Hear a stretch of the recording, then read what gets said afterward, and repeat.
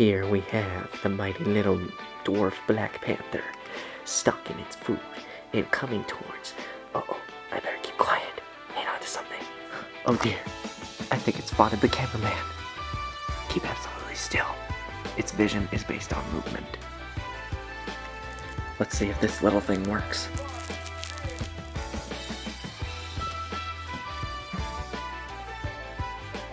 It's going to investigate. Here's a little tidbit here for anybody that's wondering. How would you like if I did an exotic tour of all the animals that I've had here in this entire house? Sounds good, doesn't it?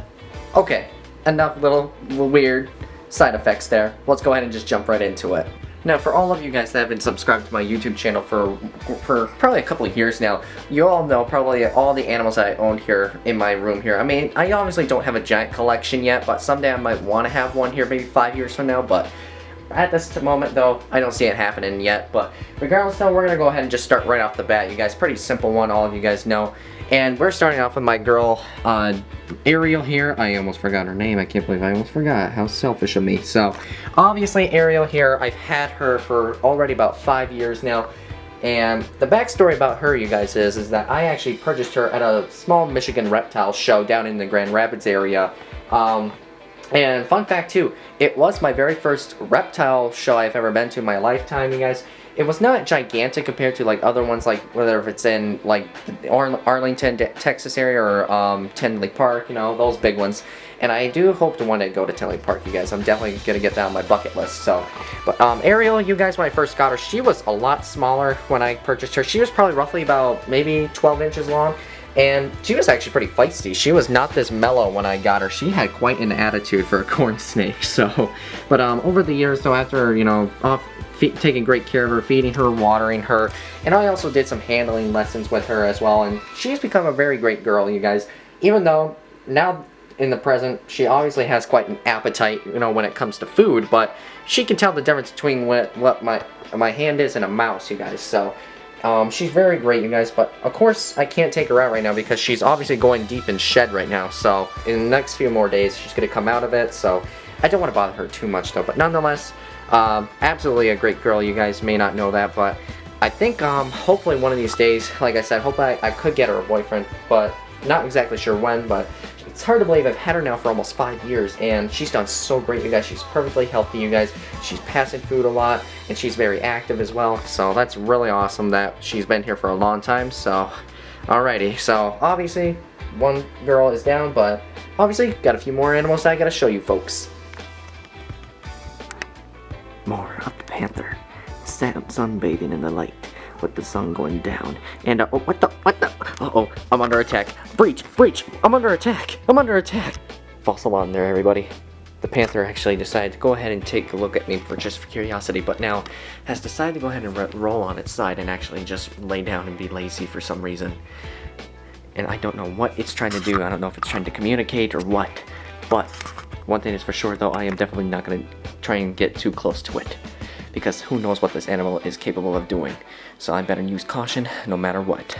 So my next snake, everyone, obviously, who's been... Oh, hi there. You wanted to come say hi to me? So obviously the next snake, you guys have probably seen on my channel too many times, is my guy Tyson here, my albino checkered garter snake. And obviously him, unlike most of the other snakes that I own here, he's not actually quite as docile actually as compared to the others. And what I mean by that is, like, he's not usually used to being handled that much. He's usually very like very squirmy, as you guys can see. Look at this. He does not tolerate being handled that well. And it's crazy that I have had him now for about 5 years, and he has just been like this since the day I've had him, since day one. So I just think that's just part of his personality. He's just very, very timid. So, and I'm kind of surprised that he's pretty timid, especially 5 years later, because normally when snakes usually get towards adulthood in captivity, usually they become a little bit more mellow, but I guess that's not always the case for every single one. So, but the good news is this guy, though, he may be squirmy a lot, but the one thing that's nice about him, though, is he doesn't actually musk or even bite. So that's really neat, you guys. So I don't know why he doesn't musk on me, you know, even though he's very squirmy a lot or bites. So I'm just wondering. It's kind of weird, you know, because he literally does not musk at all. So very, very bizarre behavior of his, but I guess maybe he just doesn't want to do that. Where are you going? Where are you going? Come here. Whew. Oh, that was a close one. Almost went under that mattress. That could have been bad if he went under there. So, but regardless, though, he's absolutely a great animal, you guys. And believe it or not, I did have another albino checkered garter snake named Daisy as well. But unfortunately, you guys, it's really hard to explain it. And right now, I just don't think it's the time to explain about Daisy at this moment, but in the next vlog, I'll address you guys more about her, what's going on, so. But at the meantime, though, Tyson, you guys, has just been absolutely a great animal, you guys. Like I said, very shy and jumpy, but at least he doesn't, you know, show any, like, defensive behaviors, whether it's musking or even biting, so. But at the meantime, though, hopefully 5 years from now, I still got him, and he's absolutely a beautiful-looking filler, so. Absolutely. Certainly an animal I would not want to trade for than any of all the animals I own here. And look here, everybody, we have a rare pied dingo out here in my front living room.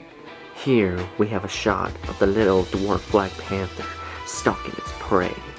The dragon remains silent and undetected to not make sure its presence is known. But little does its prey know that this panther has also a few tricks up its sleeve. Wonder what they could be. So my next one, you guys, I definitely wanted to share with you is... where did you go? Oh. For some reason, this is like his favorite spot of all the places in his little tub. That literally, the front's like his favorite spot. I don't know what that is about him, but... So Tyson... This isn't Tyson. Did I just say Tyson, you guys? I gotta get the names right. This one in here, you guys, is Van Halen, you guys. And now, a little disclaimer right off the bat about Van Halen, you guys. He is a wild-caught animal, so please keep the comments respectful, you guys, and try not bash me about him. Because he's obviously done so good in captivity here, believe it or not. He's thriving so well. He's eating pinky mice like a champion, you guys. And he's slowly getting growing here. And probably in another year or so, he'll be just about big enough to start breeding. So, maybe, hopefully, next year we can get him to pair up with Lucy, but... I don't know for sure if it's going to happen or not. If not next year, then maybe the following year. But nonetheless, though, absolutely a neat-looking animal for sure. He's kind of like Tyson, though, in a way. He's very squirmy, you know. Unlike Tyson, though, when I try to take out Van Halen, he's very jumpy, but also he likes to musk a lot. So that's one thing that's kind of nasty about him. But he is pretty docile, though, and obviously I'm sure he can sense my voice, you guys, nearby. But right now... He probably knows that I'm not trying to hurt him whatsoever because he's just relaxing under his bedding here. Like maybe he's just taking a little nap or something. But nonetheless, though, I think he's a really cool animal, you guys. But like I said, he is wild-caught, but he's also doing very, very well here in captivity. So again, I don't highly recommend collecting wild animals, wild-type reptiles in your local area. But at the same time, though, I mean, I caught Tyson back, I think it was like 2020, so the fall of 2020, so it's been over a year since I've had him, and he's done a great job here, so, but nonetheless, Tyson and Van Halen, they got quite a bit in common, if you ask me. So, my next one, you guys, I definitely like to share with you guys, and this is the only species of python I've had my entire life, and she's absolutely a great girl here, as you guys can see. She's coming right up, trying to think, what's going on here? Who are you? What are you doing here? Now, obviously, I think she's probably thinking I got food for her, which, disclaimer, I do not. But obviously, she's actually pretty curious, though, and wondering what I'm doing here with this big camera right in front of her. But, obviously, Ellie here, I've had her for approximately about 4 years now, 3 or 4 years, and she's actually what is called a children's python. And children's pythons, believe it or not, originate from Australia, and so it's kind of neat to have a snake species native to Australia here in my house, here in my room. But believe it or not, though, usually children's pythons, I think a long time ago, back like 30-40 years ago, they were very hard to come by here. And oh, I can't let you up, girl, okay? Can you get back in? Back in? Back in? Yep, thank you, sweetie. Can't go out, okay?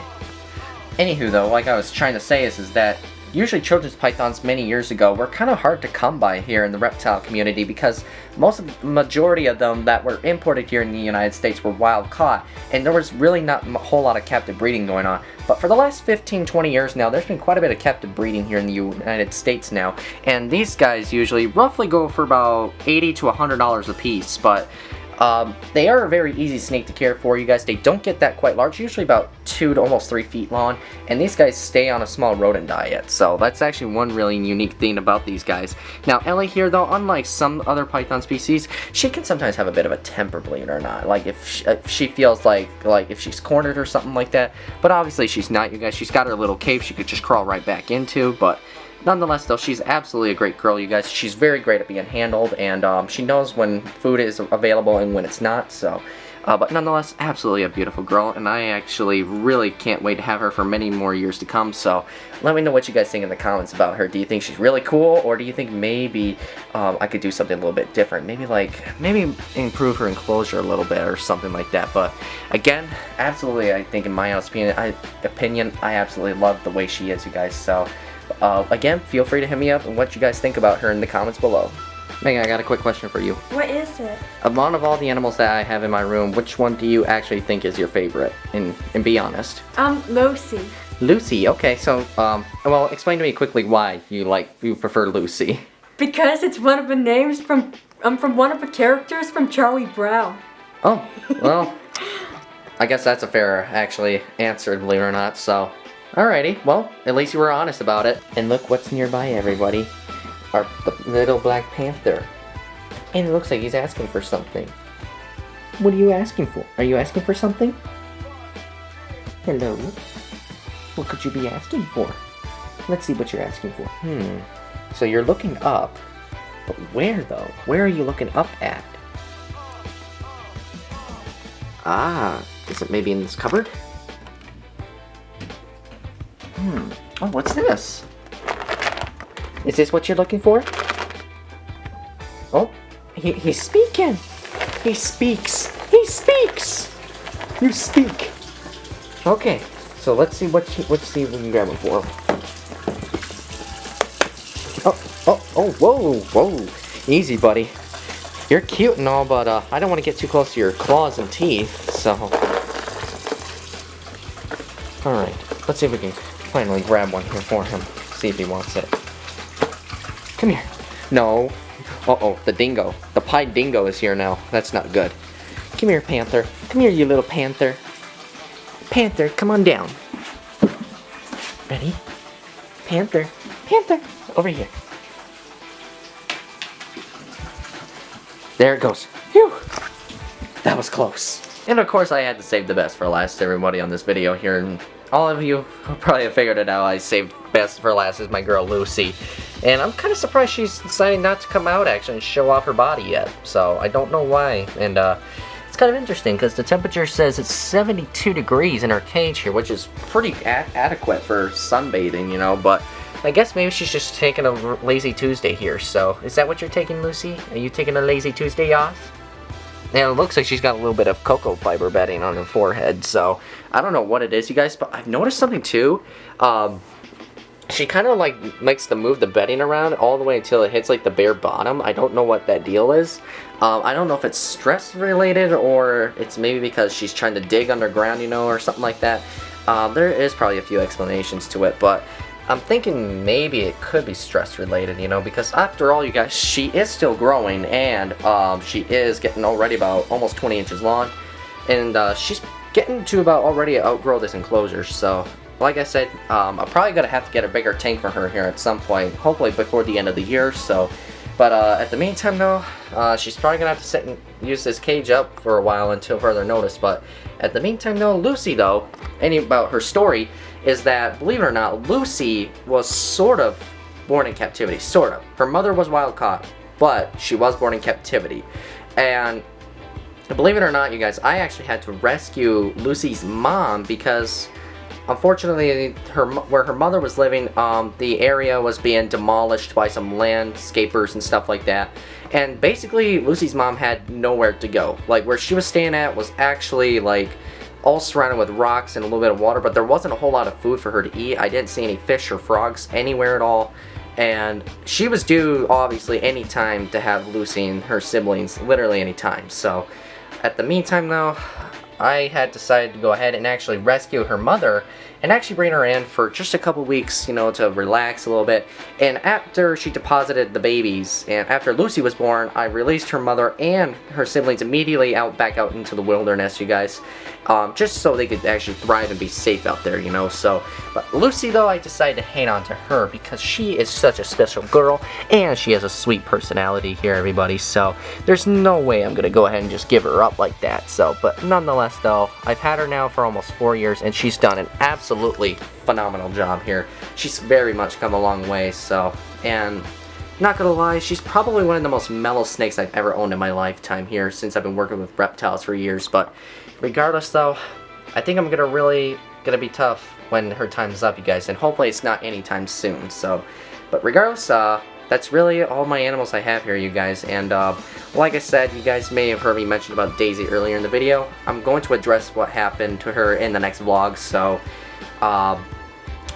it is going to be a bit tough to explain it in the beginning, but I hope you guys will understand it. So, regardless, well, that's all the animals I'm going to have to share with you for now, but nonetheless, though, I am happy for what I have right now, so, and all I can do is just keep moving forward. And that, folks, is a wrap-up for today's vlog.